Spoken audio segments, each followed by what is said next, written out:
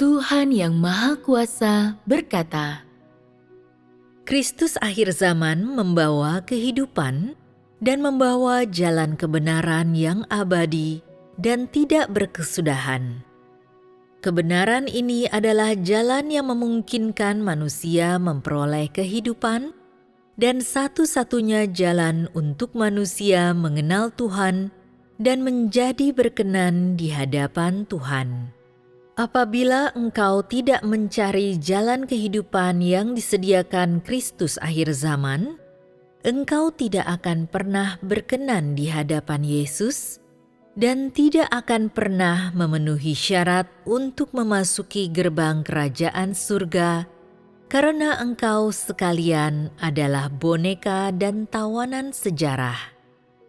Mereka yang dikendalikan oleh peraturan-peraturan, oleh pesan tertulis, dan terbelenggu oleh sejarah, tidak akan bisa memperoleh kehidupan dan tidak akan pernah mendapatkan jalan hidup yang kekal. Itu terjadi karena mereka hanya memiliki air keruh yang tidak mengalir selama ribuan tahun dan bukan air kehidupan yang mengalir dari tahta. Langkah-langkah pekerjaan Tuhan sangat luas dan dahsyat, seperti ombak yang bergulung dan bunyi guruh yang menderu.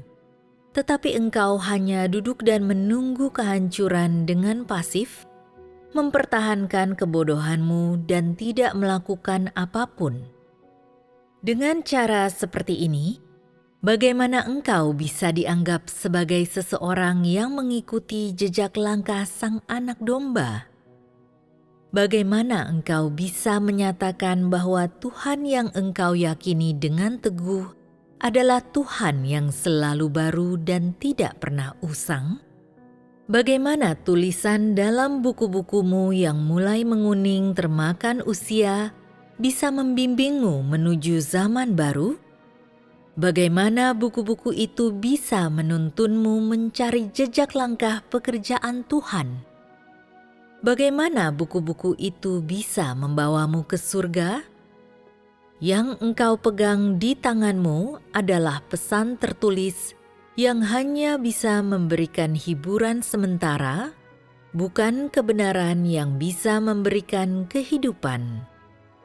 Firman yang engkau baca hanya dapat memperkaya lidahmu, bukan kata-kata hikmat yang bisa membantumu memahami kehidupan manusia, apalagi jalan yang bisa menuntunmu menuju kesempurnaan. Apakah perbedaan ini tidak memberimu alasan untuk merenung? Bukankah ini membantumu memahami misteri yang terdapat di dalamnya? Mampukah engkau membawa dirimu ke surga untuk bertemu Tuhan dengan caramu sendiri? Tanpa kedatangan Tuhan, bisakah engkau sekalian membawa dirimu ke surga untuk menikmati kebahagiaan keluarga bersama Tuhan? Apakah sekarang engkau sekalian masih bermimpi? Jika demikian, aku menyarankan agar engkau sekalian berhenti bermimpi dan menyaksikan siapa yang sedang bekerja, melihat siapa yang sedang melakukan pekerjaan menyelamatkan manusia pada akhir zaman. Kalau engkau sekalian tidak melakukan itu, engkau tidak akan bisa menemukan kebenaran dan tidak akan memperoleh kehidupan. Bagian firman Tuhan Yang Maha Kuasa ini membuatku teringat akan kepercayaanku kepada Tuhan sebelumnya. Kerana aku berpegang teguh pada gagasan agamawi dan firman dalam Alkitab. Aku hampir menolak penyelamatan Tuhan pada akhir zaman. Tuhan menggunakan cara yang ajaib sehingga aku bisa cukup beruntung untuk mendengar suaranya dan menyambut kedatangan Tuhan kembali. Suatu pagi beberapa tahun yang lalu, aku bangun pagi-pagi sekali dan membuka Alkitab di dekat pantatku. Aku membaca Tuhan Yesus yang menegur orang-orang Farisi. Kemudian Yesus masuk ke bait Tuhan dan mengusir mereka semua yang berjual beli di bait Tuhan itu. Ia membalikkan meja-meja penukar wang dan kursi-kursi penjual merpati. Lalu berkata kepada mereka, sebab tertulis demikian, rumahku akan disebut rumah doa, tetapi engkau menjadikannya sarang pencuri. Saat ini, aku merasa agak sedih. Aku merasa bahwa keadaan gereja saat ini tidak ada bedanya dengan keadaan bait suci pada akhir zaman hukum daulat. Para pendeta dan penatua di gereja selalu mengatakan bahwa orang percaya harus saling mengasihi. Tetapi mereka sendiri selalu berselisih kerana cemburu dan mempertepatkan persembahan. Mereka bahkan membiarkan orang percaya menguak mereka untuk berdoa bagi mereka. Dan terkadang mereka menentukan berapa lama mereka berdoa berdasarkan jumlah wang yang mereka terima. Sebahagian besar jemaat dalam keadaan negatif dan lemah. Dan hari demi hari, orang yang menghadiri ibadat semakin berkurang. Para pendeta dan penatua tidak berkhotbah dengan antusias dan penuh semangat. Dan mereka tidak mencari cara untuk menggembalakan kawalan domba Tuhan dengan baik. Tetapi mereka tidak pernah bosan memimpin memberkati nikah orang percaya. Gereja seharusnya menjadi tempat beribadah, tetapi itu telah menjadi tempat pernikahan. Aku tak bisa tidak berfikir. Para pendeta dan penatua telah menyimpang dari jalan Tuhan. Gereja dipenuhi dengan keduniawian. Ini sama seperti akhir zaman hukum daulat, ketika bait suci menjadi tandus dan berubah jadi sarang pengamun. Akankah Tuhan menampakkan diri kepada gereja seperti ini ketika dia datang kembali? Alarm di ponselku tiba-tiba berbunyi tepat ketika aku sedang merenungkan hal ini.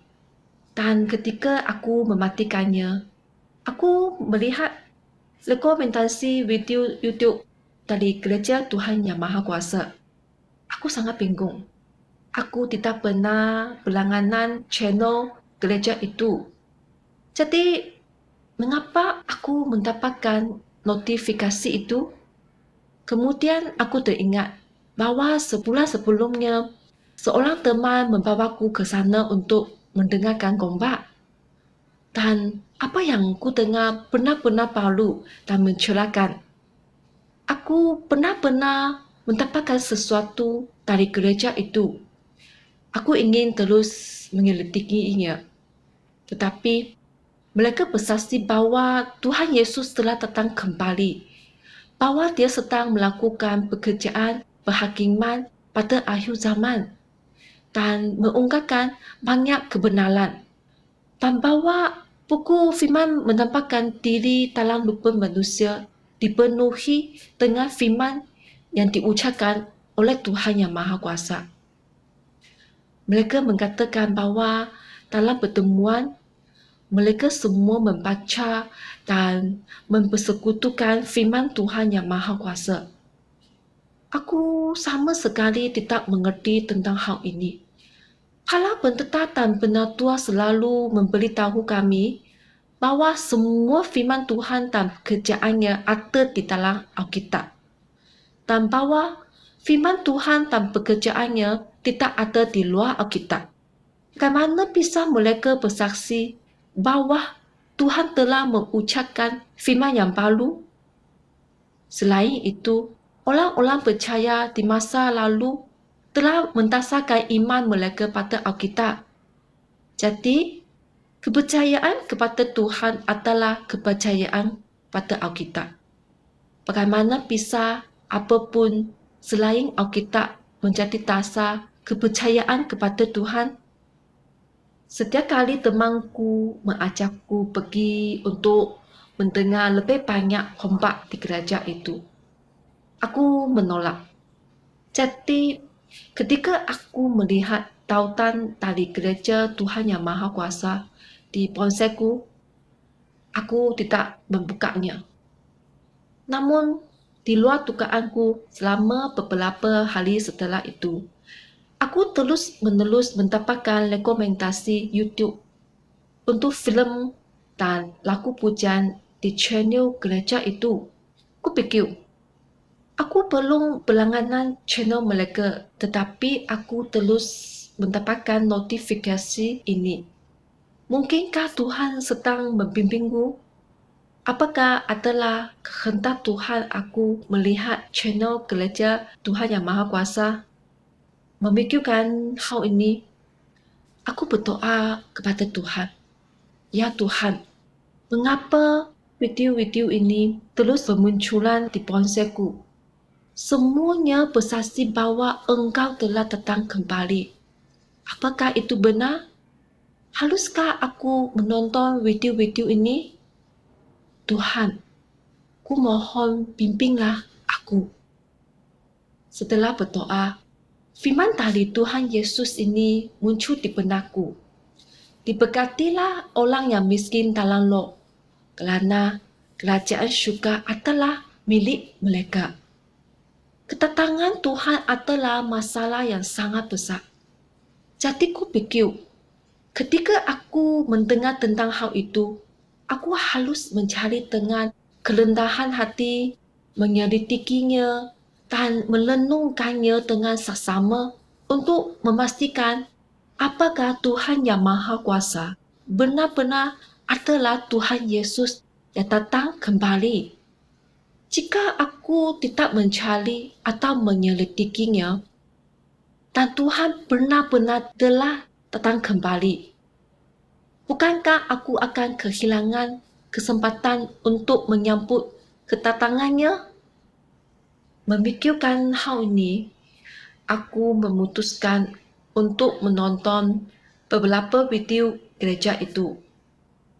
Ketika aku memeriksa situsnya, aku melihat ada berbagai macam konten yang sedemikian banyaknya, termasuk filem, video lagu pujian, pertunjukan bantuan suara, dan artikel tentang pengalaman dan kesaksian.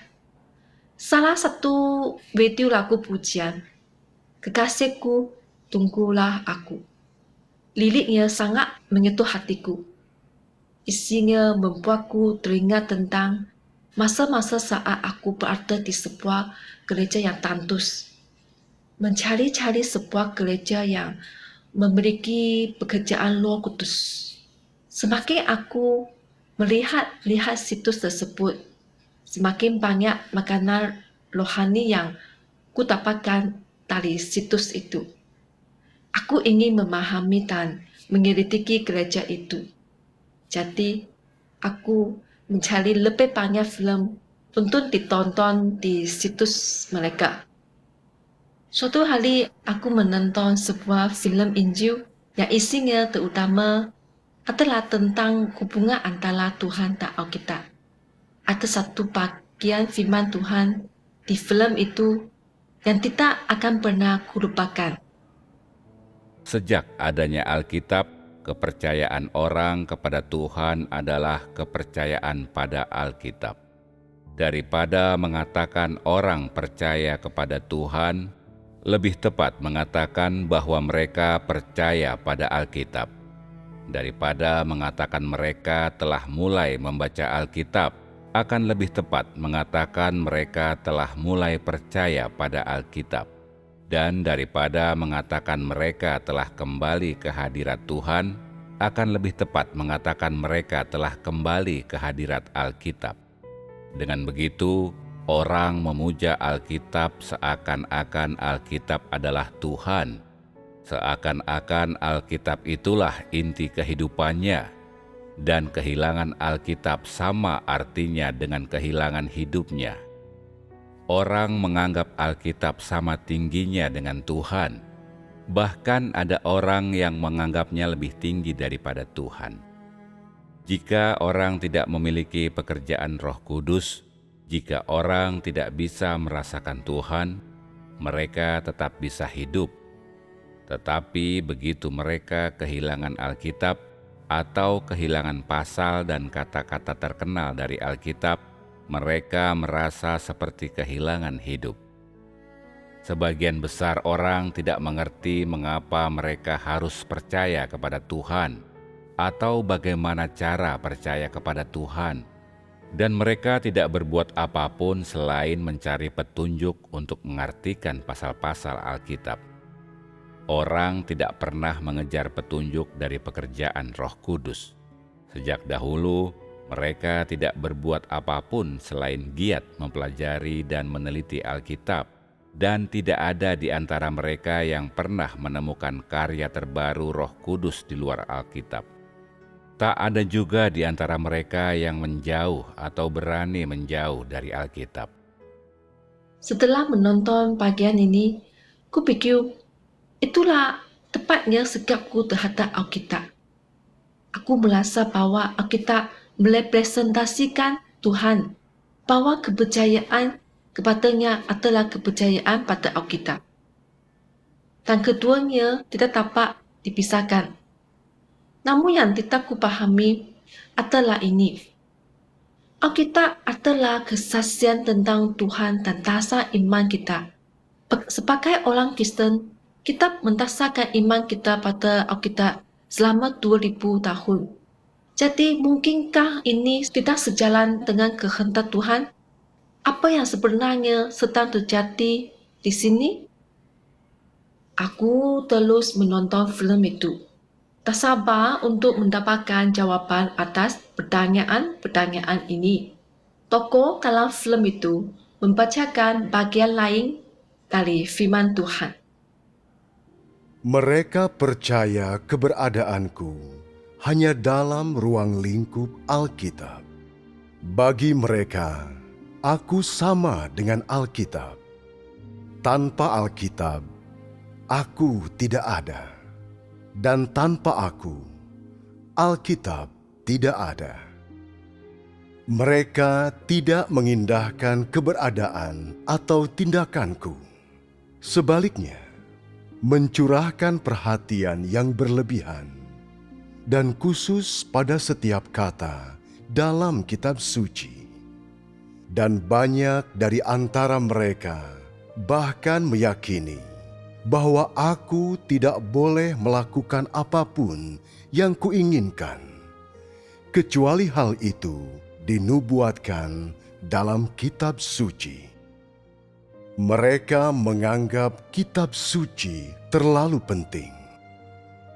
Dapat dikatakan bahwa mereka terlalu mementingkan kata-kata dan ungkapan, hingga mereka memakai ayat-ayat Alkitab untuk menilai setiap kata yang kuucapkan dan untuk menghakimiku.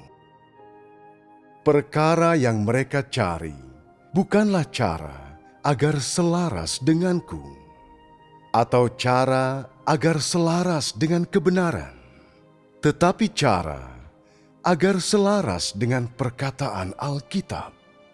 Dan mereka meyakini bahwa segala sesuatu yang tidak sesuai dengan Alkitab, tanpa pengecualian, bukanlah pekerjaanku. Bukankah orang-orang seperti ini keturunan orang Farisi yang sangat berbakti? Orang Farisi Yahudi menggunakan hukum Musa untuk menghukum Yesus. Mereka tidak berupaya untuk selaras dengan Yesus pada waktu itu, tetapi dengan giat mematuhi hukum Taurat hingga ke huruf-hurufnya, sampai mereka akhirnya memakukan Yesus yang tak berdosa itu ke kayu salib. Setelah menuduhnya tidak mematuhi hukum Taurat dalam Perjanjian Lama dan menuduhnya bukan Mesias. Jadi, apakah intinya?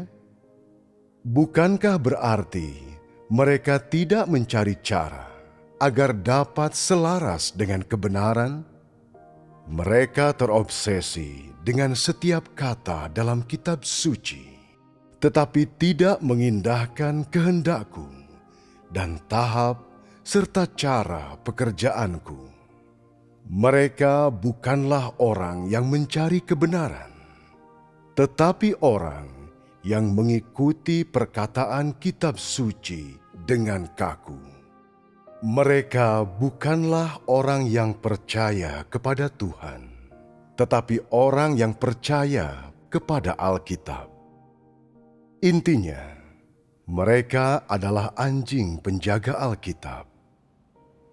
Setelah membaca firman dari Tuhan Yang Maha Kuasa, mereka melanjutkan persekutuan. Mereka mengatakan orang percaya semua berfikir bahawa percaya kepada Tuhan adalah percaya pada Alkitab. Jika tidak, itu bukan kepercayaan kepada Tuhan. Tetapi pandangan ini keliru. Mereka juga berkata, ketika Tuhan Yesus berkhotbah dan bekerja, para pengikutnya meninggalkan kitab suci untuk menerima pekerjaan dan firman-Nya. Lalu, dapatkah kita berkata bahawa mereka sebenarnya bukan orang yang percaya kepada Tuhan? Semua orang Farisi Yudaisme berpegang teguh pada kitab suci, tetapi mereka menyalahkan Tuhan Yesus yang mengungkapkan kebenaran dan melakukan pekerjaan penebusan. Apa masalahnya di sana? Apakah pegang teguh pada kitab suci berarti seseorang mengenal Tuhan? Apakah itu berarti mereka menaati jalan Tuhan, bahawa mereka menghormati dan tunduk kepadanya? Tuhan adalah Tuhan atas ciptaan, sumber kehidupan bagi segala sesuatu. Sedangkan Alkitab hanyalah catatan pekerjaan Tuhan dan firman Tuhan di masa lalu. Bagaimana bisa itu disetarkan dengan Tuhan? Orang-orang yang percaya kepada Tuhan, percaya dan memuja Alkitab secara membabi buta dan memperlakukannya setara dengan Tuhan. Bahkan menggantikan Tuhan dan pekerjaannya dengan Alkitab. Bukankah itu berarti melentangkan dan menghujat Tuhan? Apakah seseorang yang berpegang teguh pada Alkitab tanpa mencari penampakan dan pekerjaan Tuhan adalah benar-benar orang percaya atau pengikut Tuhan? Inilah yang Tuhan Yesus katakan kepada orang-orang Farisi. Selidikilah kitab-kitab suci, kerana engkau berfikir di dalamnya ada kehidupan kekal itu. Padahal, kitab-kitab suci itu memberikan kesaksian tentang aku, dan engkau tidak mau datang kepadaku untuk memperoleh kehidupan. Dia juga berkata, akulah jalan, kebenaran, dan hidup. Tidak ada manusia yang datang kepada Bapa tanpa melalui aku. Tuhan Yesus sangat jelas menyampaikan tentang hubungan antara Tuhan dan kitab suci. Kitab suci hanya bersaksi tentang Tuhan. Itu tidak merepresentasikan Tuhan, maupun dapat menggantikan pekerjaan penyelamatannya. Berpegang pada Alkitab saja tidak bisa memberi kita hidup yang kekal. Hanya Kristuslah jalan, kebenaran, dan hidup. Untuk mendapatkan kehidupan, kita harus mencari Tuhan. Aku sangat tersentuh setelah aku selesai menonton filem itu. Aku merasa bahawa semua yang dikatakan filem itu benar dan sesuai dengan firman Tuhan Yesus. Aku menyadari bahawa Alkitab sebenarnya tidak merepresentasikan Tuhan. Dialah yang memberi kita kehidupan, bukan Alkitab. Percaya pada Alkitab tidak sama dengan percaya dan mengikuti Tuhan. Namun, aku selalu berfikir bahwa Alkitab memang merepresentasikan Dia. Bukankah itu berarti aku mengangkat Alkitab lebih tinggi daripada Tuhan? Semakin aku merenungkannya, semakin aku merasa bahwa ada kebenaran dalam firman Tuhan yang Maha Kuasa, bahwa itu dapat menyelesaikan kebingunganku. Aku tahu aku harus mencari dan mengelitiki dengan serius sehingga aku tidak melewatkan kesempatanku menyambut Tuhan.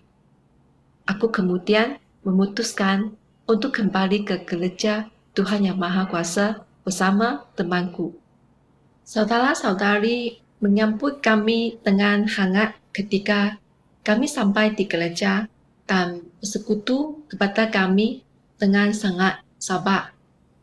Aku menjelaskan kebingunganku kepada mereka, berkata, Kepala pendeta dan penatua selalu memberitahu kami dalam ibadat bahwa semua pekerjaan dan firman Tuhan ada di dalam Alkitab. Jadi, apapun yang ada di luar Alkitab tidak mengandung pekerjaan atau firman-Nya.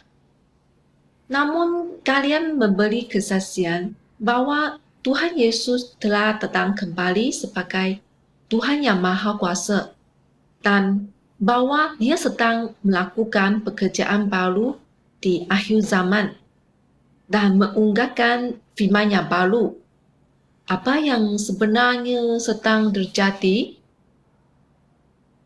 Saudari John membagikan beberapa bagian dari firman Tuhan yang Maha Kuasa sebagai jawaban. Banyak orang percaya bahwa memahami dan mampu menafsirkan Alkitab sama dengan menemukan jalan yang benar. Tetapi pada kenyataannya, apakah masalahnya sesederhana itu?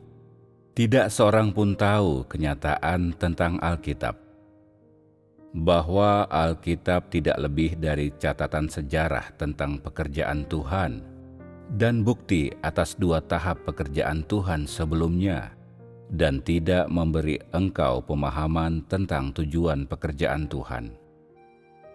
Setiap orang yang telah membaca Alkitab tahu bahwa Alkitab mencatat secara rinci 2 tahap pekerjaan Tuhan selama zaman hukum Taurat dan zaman kasih karunia. Perjanjian Lama membukukan sejarah Israel dan pekerjaan Yahweh sejak masa penciptaan hingga akhir zaman hukum Taurat.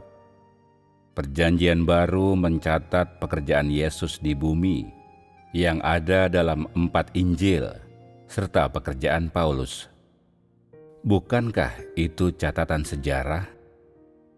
Hal-hal yang dicatat dalam Alkitab terbatas.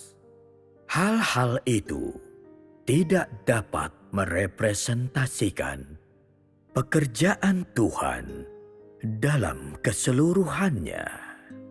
Keempat kitab Injil seluruhnya berisi kurang dari 100 pasal, di mana tertulis sejumlah peristiwa-peristiwa yang terbatas, seperti peristiwa Yesus mengutuk pohon ara, penyangkalan 3 kali Petrus terhadap Tuhan, Yesus menampakkan diri di hadapan para murid setelah penyaliban dan kebangkitannya, pengajaran tentang puasa, pengajaran tentang doa, pengajaran tentang perceraian, kelahiran dan silsilah Yesus, penunjukan murid-murid oleh Yesus, dan seterusnya. Namun, manusia menilai apa yang tercatat dalam Alkitab itu sebagai harta karun, bahkan membandingkan pekerjaan yang terjadi pada zaman sekarang untuk dipertentangkan dengan apa yang tertulis. Mereka bahkan percaya bahwa semua pekerjaan yang Yesus lakukan dalam hidupnya hanyalah sebanyak itu, seolah-olah Tuhan hanya mampu melakukan sebanyak itu dan tidak lebih dari itu. Bukankah ini konyol? Pada waktu itu, Yesus hanya menyampaikan kepada murid-muridnya serangkaian khotbah pada zaman kasih karunia. Misalnya cara melakukan, berkumpul, cara meminta dalam doa, cara memperlakukan orang lain, dan sebagainya. Pekerjaan yang dilakukannya adalah pekerjaan zaman kasih karunia, dan ia hanya menguraikan bagaimana seharusnya murid-murid dan orang-orang yang mengikutinya melakukannya. Ia hanya melakukan pekerjaan zaman kasih karunia dan sama sekali tidak melakukan pekerjaan akhir zaman. Pekerjaan Tuhan dalam setiap zaman memiliki batasan-batasan yang jelas. Ia hanya melakukan pekerjaan zaman sekarang dan tidak pernah melakukan pekerjaan zaman selanjutnya terlebih dahulu. Hanya dengan cara inilah, pekerjaannya yang mewakili setiap zaman diperlihatkan. Yesus hanya berbicara tentang tanda-tanda akhir zaman, bagaimana cara untuk dapat bersabar dan dapat diselamatkan, bagaimana cara bertobat dan mengaku dosa, serta bagaimana cara memikul salib dan menanggung penderitaan. Tidak pernah ia berbicara mengenai perkara-perkara yang harus dimasuki manusia pada akhir zaman, atau bagaimana cara agar dapat memuaskan kehendak Tuhan. Dengan demikian, bukankah suatu tindakan yang keliru bila mencari pekerjaan Tuhan pada akhir zaman dalam Alkitab? Apa yang dapat engkau pahami dengan sekadar memegang Alkitab di tanganmu? Entah penafsir Alkitab atau pengkhotbah, siapa yang dapat mengetahui lebih dahulu pekerjaan yang terjadi saat ini? Jika engkau ingin melihat pekerjaan pada zaman hukum Taurat dan melihat bagaimana bangsa Israel mengikuti jalan Yahweh, engkau harus membaca Perjanjian Lama. Jika engkau ingin memahami pekerjaan pada zaman kasih karunia, engkau harus membaca Perjanjian Baru. Tetapi bagaimana jika engkau ingin melihat pekerjaan pada akhir zaman? Engkau harus menerima kepemimpinan Tuhan pada zaman sekarang dan memasuki pekerjaan pada zaman ini, karena inilah pekerjaan yang baru itu yang belum pernah tercatat dalam Alkitab. Pekerjaan pada zaman sekarang adalah jalan yang belum pernah ditempuh oleh manusia dan belum pernah dilihat oleh siapapun. Ini adalah pekerjaan yang belum pernah dilakukan sebelumnya. Inilah pekerjaan terbaru Tuhan di muka bumi. Siapakah yang bisa terlebih dahulu mencatat setiap bagian pekerjaan Tuhan zaman ini tanpa kelalaian? Siapa yang bisa mencatat pekerjaan yang lebih besar dan lebih bijaksana yang menentang tradisi ini dalam buku tua yang berjamur? Pekerjaan pada zaman ini bukanlah sejarah, dan karenanya jika engkau ingin menapaki jalan baru pada hari ini, engkau harus beranjak dari Alkitab. Engkau harus melangkah melampaui kitab-kitab nubuatan atau sejarah yang ada dalam Alkitab.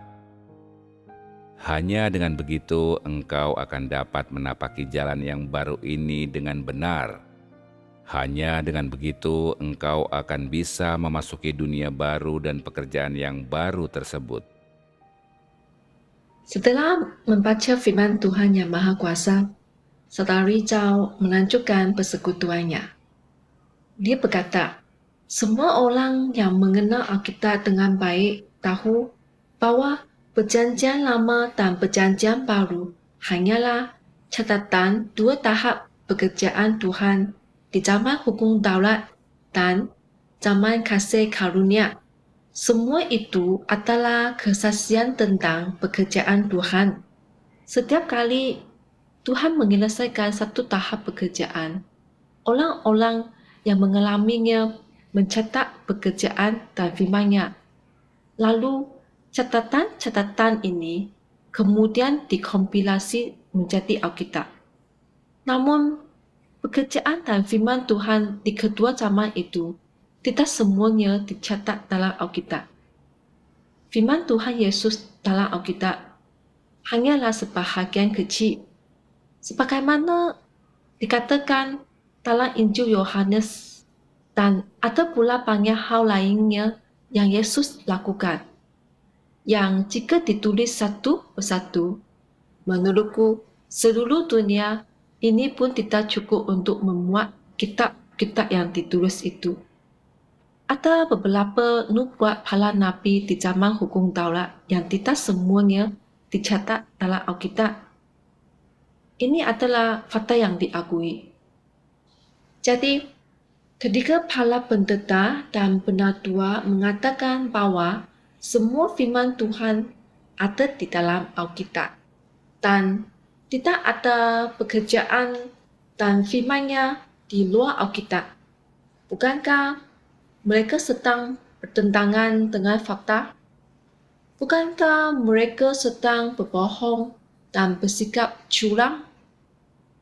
Tuhan adalah Tuhan atas ciptaan. Dia sangat besar dan tak terbatas. Bagaimana mungkin satu buku Alkitab dapat sepenuhnya mencakup pekerjaan dan firman-Nya? Dia kemudian membacakan firman dari kitab Wahyu. Dan aku melihat di tangan kanan, dia yang tutup ditapak. Ada sebuah kitab yang ditulisi sisi dalam dan sisi belakangnya, dan dimateraikan dengan 7 materai.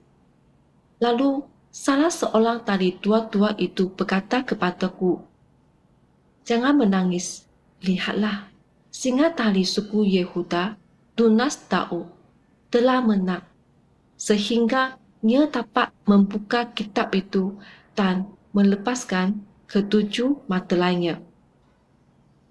Dia bersekutu. Dikatakan di sini bahwa ada tulisan di sisi dalam dan di sisi belakang kitab ini. Hanya saja itu dimateraikan dengan 7 materai. Dan hanya Tuhan akhir zaman yang datang kembali yang dapat membuka kitab itu dan melepaskan 7 materai itu. Itulah satu-satunya cara kita dapat melihat apa yang tertulis di dalam kitab itu. Juga dinubuatkan berulang kali dalam kitab Wahyu. Barang siapa memiliki telinga, hendaklah ia mendengarkan apa yang diucapkan Roh kepada gereja-gereja. Nubuat-nubuat Alkitab ini membuktikan bahwa Tuhan akan mengucapkan lebih banyak firman ketika dia datang kembali. Jadi, mungkinkah pekerjaan dan firman Tuhan yang datang kembali telah dicatat dalam Alkitab sebelumnya? Bisakah firman Tuhan di dalam Alkitab menggantikan apa yang dikatakan Roh Kudus kepada gereja-gereja pada akhir zaman? Bisakah Alkitab menggantikan kitab yang dibuka oleh anak domba? Bisakah Alkitab menggantikan pekerjaan penghakiman Tuhan pada akhir zaman? Mendengar ini, aku berfikir dalam hati. Aku sudah pernah membaca ayat-ayat ini. Mengapa pertanyaan-pertanyaan ini tak pernah terfikir olehku? Saudari itu kemudian melanjutkan persekutuannya. Alkitab adalah catatan pekerjaan Tuhan di masa lalu.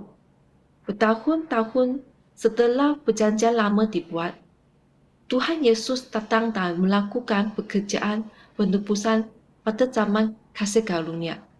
Jadi, apakah pekerjaan dan perkataannya secara otomatis masuk sendiri ke dalam Alkitab? pekerjaan dan perkataan Tuhan harus dikompilasi dan dibuat menjadi Alkitab. Tuhan Yang Maha Kuasa telah datang kembali pada akhir zaman dan Dia telah mengungkapkan semua kebenaran untuk menyuci dan menyelamatkan umat manusia. Bisakah kebenaran ini secara otomatis masuk sendiri ke dalam Alkitab? Jadi, berkata bahawa semua pekerjaan dan firman Tuhan telah dicatat dalam Alkitab dan berkata bahawa tidak ada pekerjaan dan firman Tuhan di luar Alkitab. Adakah pandangan yang keliru dan tidak masuk akal? Dan itu sepenuhnya hasil dari gagasan dan imajinasi manusia. Mendengar persekutuan saudari Zhao benar-benar mencerakan bagiku. Aku merasa bahawa semua yang dia persekutukan itu sejalan dengan fakta. Alkitab hanyalah catatan dua tahap pekerjaan Tuhan. Zaman hukum daulat dan zaman kasih karunia. Alkitab adalah kesaksian tentang pekerjaannya. Tetapi itu tidak dapat merepresentasikan Tuhan atau pekerjaan dan firman-Nya pada akhir zaman. Pekerjaan dan firman Tuhan Yesus bahkan tidak semuanya dicatat dalam Alkitab. Jadi, bagaimana mungkin pekerjaan dan firman Tuhan pada akhir zaman telah dicatat dalam Alkitab sebelum itu terjadi? Aku mengikuti perkataan para pendeta dan penatua. Membatasi pekerjaan dan firman Tuhan dengan apa yang ada di dalam Alkitab dan meyakini bahawa tidak ada apapun luar Alkitab yang berasal dari Tuhan. Bukankah aku hanya berbicara omong kosong dengan kesadaran penuh? Bukankah itu berarti aku membatasi dan menghujat Tuhan? Aku merasa sangat mengesal dengan pemikiran ini. Mengapa aku tidak membaca firman Tuhan Yang Maha Kuasa sebelumnya?